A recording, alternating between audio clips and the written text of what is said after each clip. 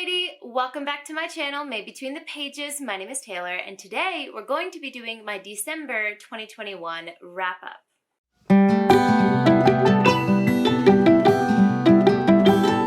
Now, I had a huge TBR in December. I didn't expect to finish the whole TBR, but it was a way for me to kind of make a list of things that I wanted to try to close out or things I wanted to prioritize before the end of the year. And some of those were just physical books that I've had for a while that I wanted to read. And that goal has kind of continued into this year. I'll go ahead and link the video of my 2022 goals up above. But one of my main goals this year is to read all of my physical books that I have with me right now in Japan. But besides that, a lot of these were trying to finish out series.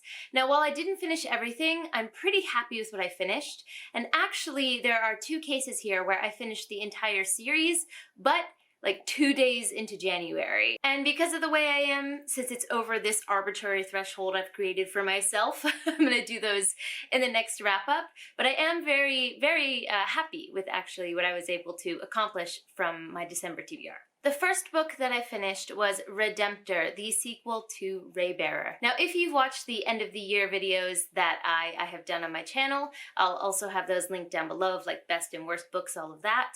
Unfortunately, you would have seen this in my worst books video because this is the sequel to the only YA fantasy really last year that blew me away. You can see it on the shelf behind me. It's right here. This is Raybearer. Can you see? I don't know if you can see. But this is Raybearer here. I don't think you could see that in the camera, but I have the matching edition of Raybearer. These are the Illumicrate special editions. I loved Raybearer so much, it restored my faith in YA fantasy.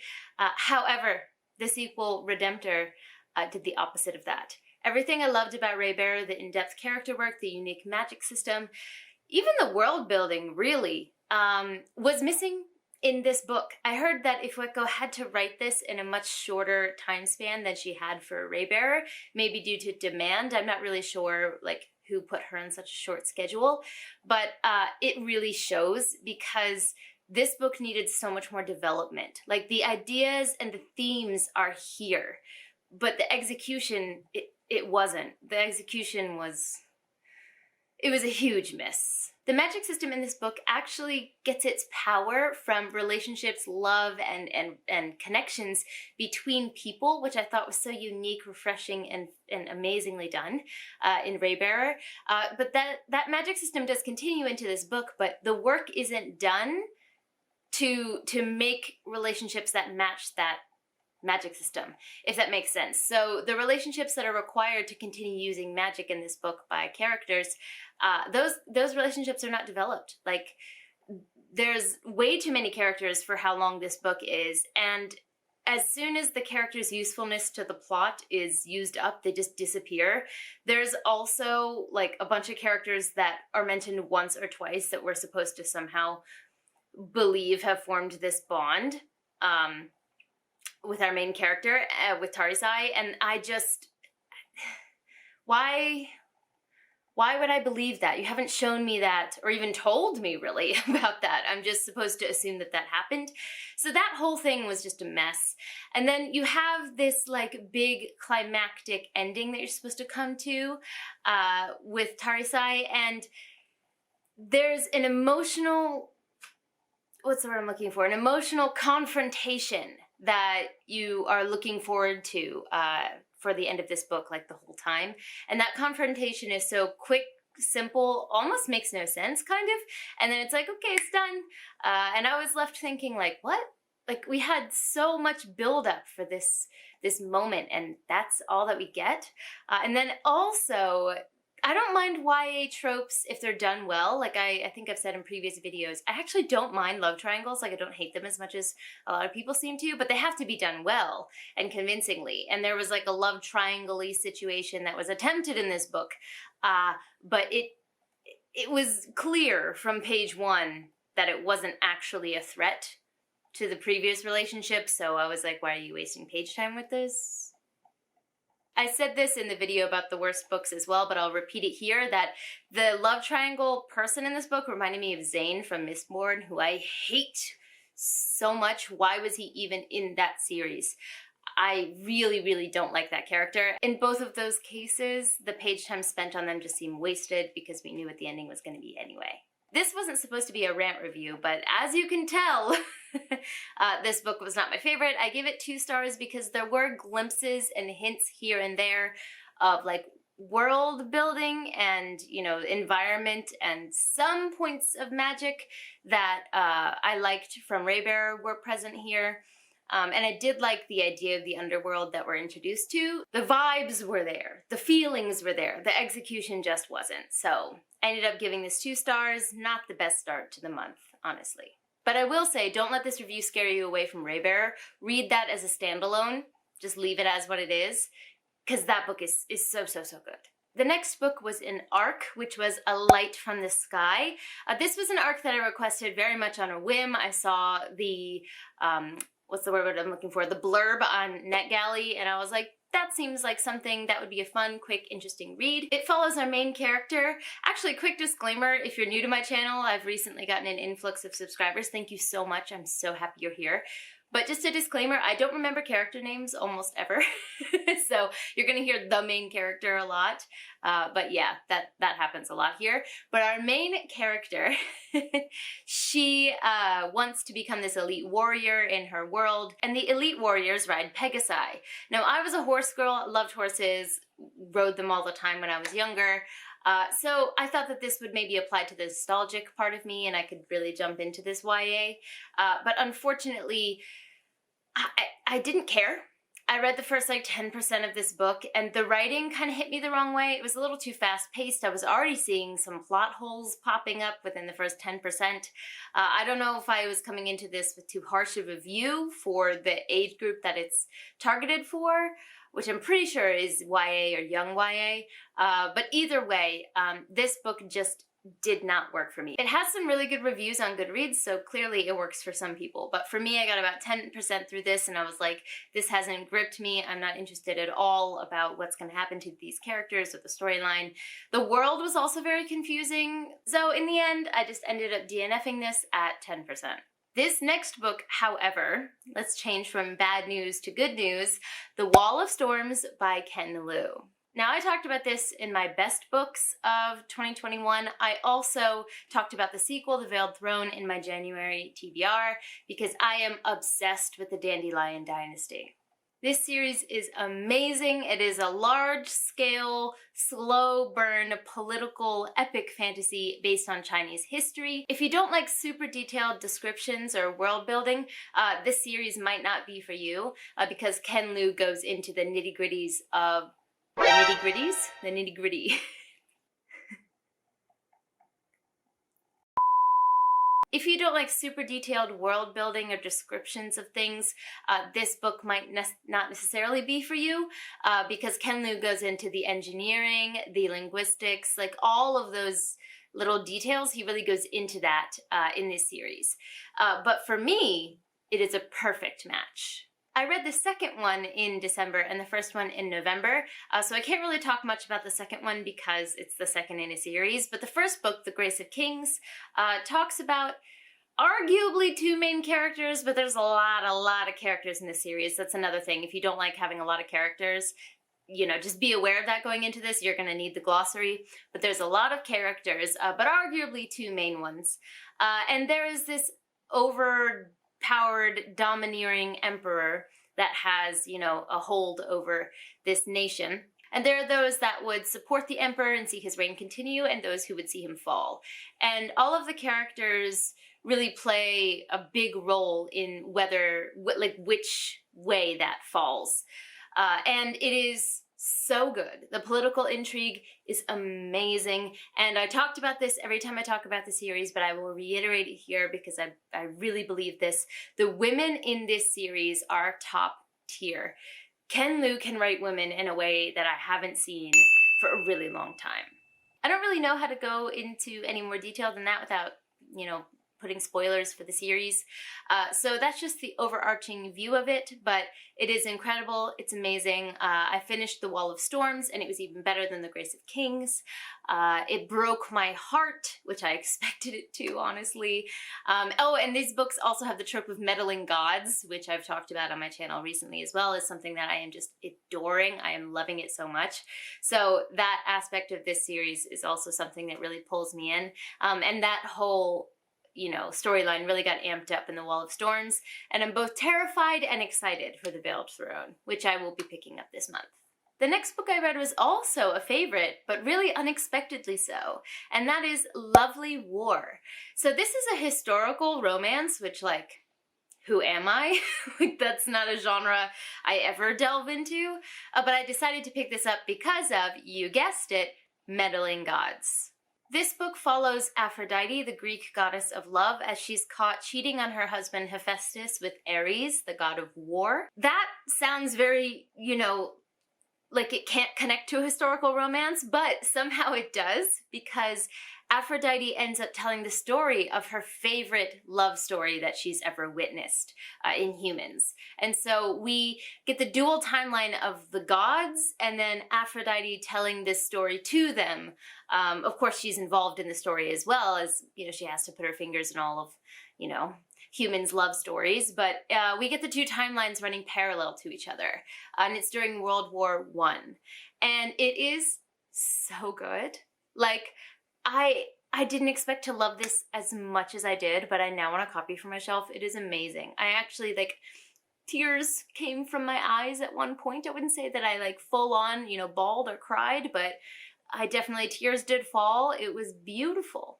I ended up giving this 5 stars, and it made my best books of 2021 list. The next book I read was Before the Coffee Gets Cold by Toshikazu Kawaguchi.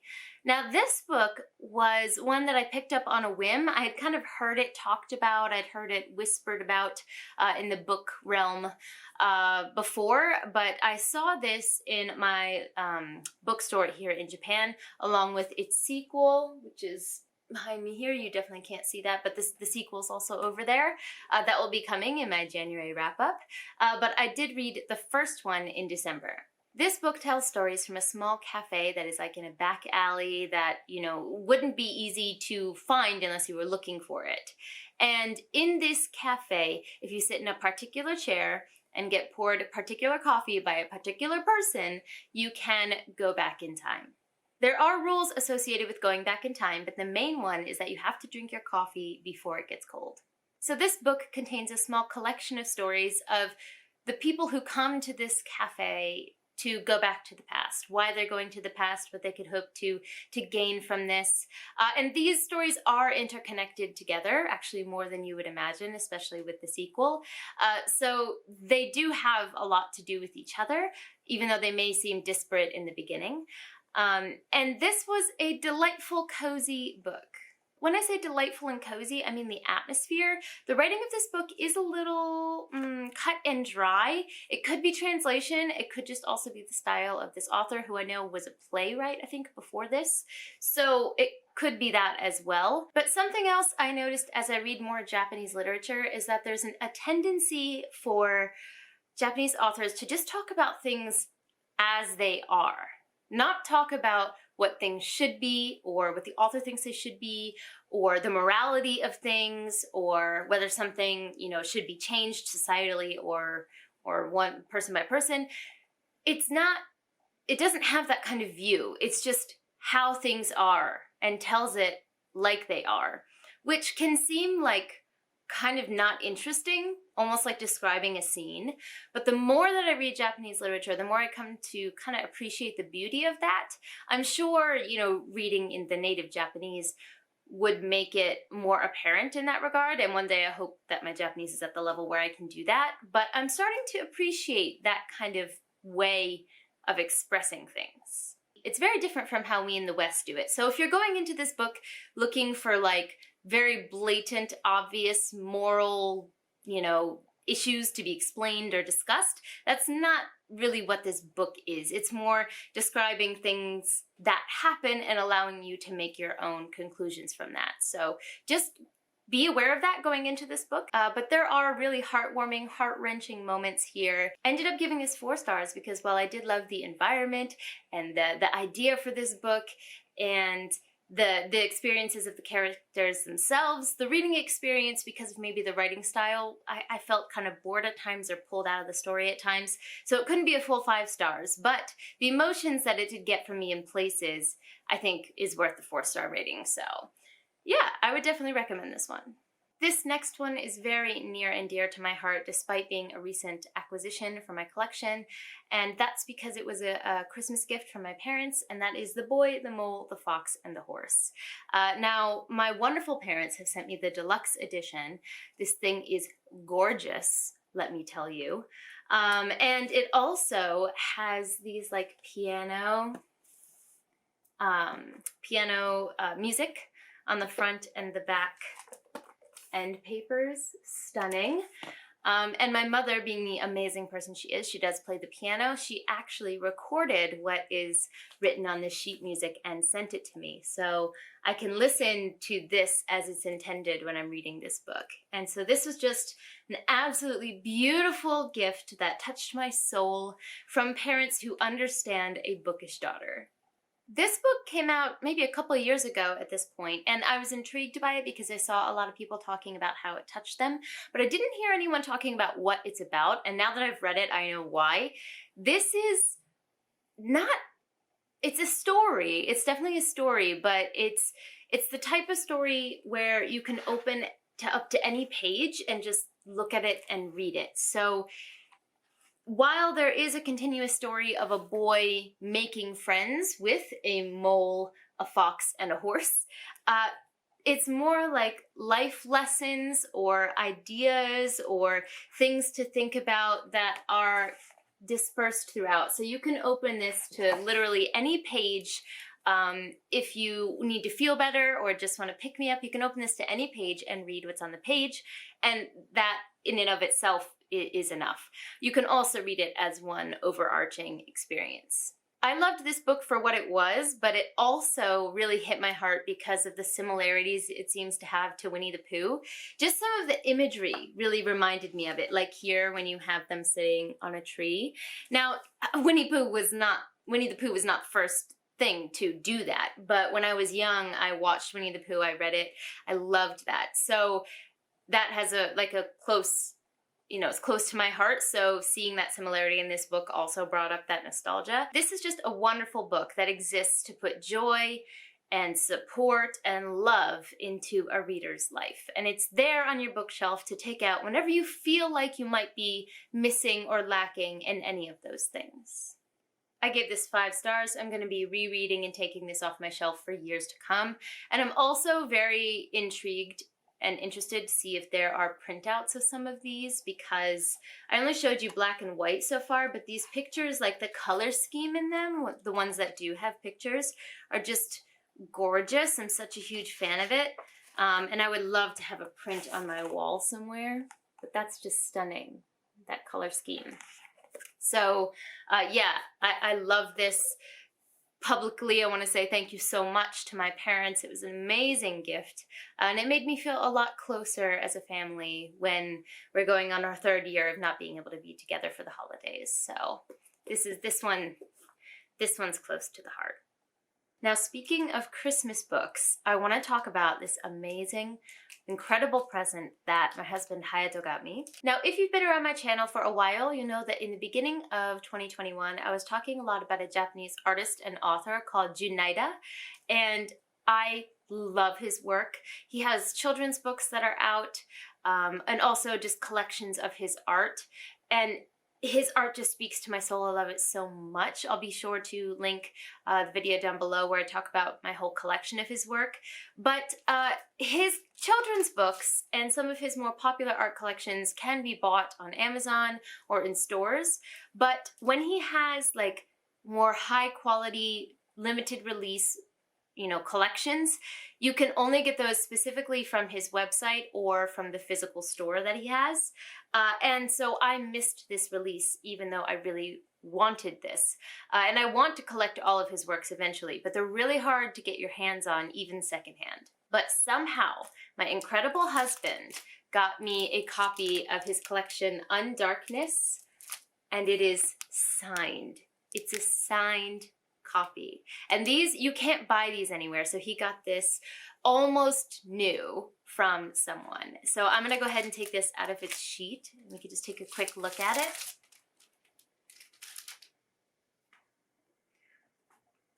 So here is the front design.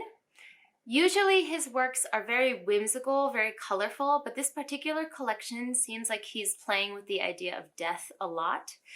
So this is a very unique collection of his, and I really wanted to get my hands on it, but I'd given up.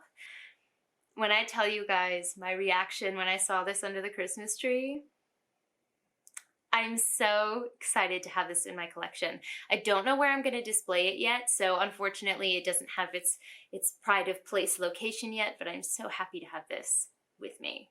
So we just have gold end papers, and then if we look in the back, if I take out the protective sheet, we have a signature from Junaida, and he draws a different picture for every signature. So this was released in April of 2021. So yeah, it's stunning. It's just a cloth bound book, but obviously I won't go through the whole book, especially if you're not into Junaida's work. You know, it won't be that interesting, I don't think, but here is one of them. He has very detailed pictures that the more you look, the more you find kind of thing. This is actually one of my favorites from this collection. I could look at this for hours and find new things every time. And it's like you're not sure if it's meant to be whimsical or dark, or maybe it's a bit of both. Like his art really brings forward for me like the world of fairy, where things are whimsical and beautiful and yet dark. This other picture here actually connects very directly to a children's book that he has out called Kaibutsuren. And so there's this like monster house. So this is gorgeous. And even though it's just art, when I tell you I sat down and read this, looked at this for hours on Christmas Day. So I'm just so happy to have this in my collection. Obviously 5 stars. I need to display it somewhere because it is stunning. And I'm so lucky to have a husband that is willing to hunt stuff like this down for me. Moving away from Christmas presents, the next book that I picked up is one that's been on my TBR for a very long time. What is this hair doing? And I'm so happy that I finally picked it up, and that is The Importance of Being Earnest by Oscar Wilde. Now, this book is a collection of some of his other plays, so The Importance of Being Earnest is only to hear in the book. But this was amazing. If you can see all the yellow tabs, like that's for laughter. I laughed so much in just the short span of this book. So this is a very humorous play written by Oscar Wilde that makes fun of Victorian times. This play follows 2 main characters, John and Algernon. Algernon is like a dandy. He basically spends his time partying and doing nothing. And John has this air of being, you know, a very respectable man in society. But they find out at the beginning of this play that both of them have been living double lives by claiming that they have either a sick relative in the country that they can go visit, or a brother who constantly gets into trouble so that they can visit the city. So both of them have created this doppelganger that they can claim they're going to visit in order to either leave the country or leave the city and take on a new persona while they're there. And I don't want to say much more than that because it's a very short play, but basically the antics of these 2 men get them into a situation that could mess up their romantic prospects. And they kind of have to figure out how to get out of this mess. And it is so funny. I laughed out loud multiple times reading this book, especially as someone who's read very widely in Victorian literature. Like this book was so good. Like, just one example is in Victorian literature, there's always like this journal, this diary that has like the big twist written in it, or holds like large clues, if it's like a mystery novel or whatever, in order to figure out the mystery. But this play takes that plot point and makes fun of it like to the nth degree. So it parodies this idea of a diary as an actual objective, vessel of truth. The two main female characters here have a moment between them where they have a contradiction in what they believe is the truth, and they both are just like showing each other their diaries, like, look, on this day I wrote that this happened, and the other woman's like, no, but look, I wrote on this day that this happened. Well, both of these can't happen, but our diaries can't be wrong, so what's going on here? And just like the parody of this idea. Oh my god, I was cracking up when I was reading this. He also doesn't just poke fun at a surface level, he also pokes fun at like deeper levels. So there are situations where it might seem light, like where a character requires another character not to do something, like not eat cucumber sandwiches or not eat muffins, but then continues to do that thing themselves while claiming that their situation makes it different. Like their relationship to the situation makes them able to do that, whereas no one else can. And that is like a much deeper critique of the way that Victorian society was set up, especially with the caste system they had going. So this book was so good. This play was so good. I'm definitely going to be rereading it. Clearly from the tabs I laughed out loud. And I only gave this 4 stars when I first read it, but really talking about it now, I'm definitely going to bump this up to a 5 because it was just so much fun. So this was my first introduction to Oscar Wilde. I'm going to be reading Dorian Gray this month, and I'm even more excited for it now. And I do want to read the other plays he has in here. I haven't heard of these, so they might be famous, but I'm not aware. So one of them is An Ideal Husband, A Woman of No Importance, Lady Windermere's Fan. I don't know any of those, but I'm now interested to get to them. So loved this. Thank you, Dad, for pestering me to finally pick this up. You were right. I loved it. And the last book I read was Grey Sister by Mark Lawrence. This is the second book in the Book of the Ancestor trilogy, and I ended up giving this book 3 stars, 3.5 stars actually. This series is very hard for me to rate because it's very contradictory, because the things that I love, I really, really love. And the things that I don't like or even hate, I really, really don't like. So those kind of polarities end up with about 3.5 stars. As this is the second book in a series, again, I'm not going to go into the plot of this one, but in the first book, Red Sister, we follow our main character, Nona, who we also follow here, who is born into a grim, dark fantasy world. We all know how that goes. Shit never goes her way. She ends up standing before the gallows in the first book, and then gets taken in at the last minute by this abbess from a convent called Sweet Mercy. And this convent is actually full of assassin nuns. So they take in children and train them. They take in young girls and train them to be assassins. And so the first book follows Nona in her experience being, I think she's 11 in the first book, being super young, and it's a magical school setting. I gave the first book 4 stars, but the major drawback to me was that Mark Lawrence is amazing at writing certain things like battle scenes. Let me take an aside here for a second. The battle scenes in Red Sister, but especially Grey Sister, are fantastic. They are so good. I'm on the edge of my seat. I can picture it like a movie. Like I am dying to have this get a really nice adaptation now so I can see these fights physically, because oh my god, they're so badass. They're so good.